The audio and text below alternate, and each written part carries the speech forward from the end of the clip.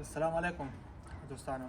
دغه سخوندر چې ده د کالوین لور ده او په سرطان میاشت کې پیدا شوې او تقریبا اوس یې د سوی وه چې د شپږمه میاشت روانه ده. ماشاءالله باډي ته یې وګورئ، قوارې ته یې وګورئ، د پښو پلنوالي ته یې وګورئ، لکۍ بند ته یې وګورئ، هر څه مکمل هر څه برابر دي، په خپل جنسیت باندې ښه برابر دي. ستا وکړه د غولانځې جیداد د غولانځې تیانو ته هم وګورئ، ډېر ماشاءالله ډېر ښایسته تیانو کې هر څه کې برابره ده. د کالوین اوجي جینیټیک دغه جرمني غوی دی، غوی لور ده او په سرطان میاشت کې پیدا شوې او تقریبا د شپږمه میاشت ده، د شپږمه میاشت روانه ده. او جنس هغې ته وګوره، باډي ته یې وګوره، ماشاءالله هغه ته یې وګوره، پښتو ډبلوالي ته یې وګوره، غولانځې ته یې وګوره، د تیانو په پراخوالي ته سرطان ته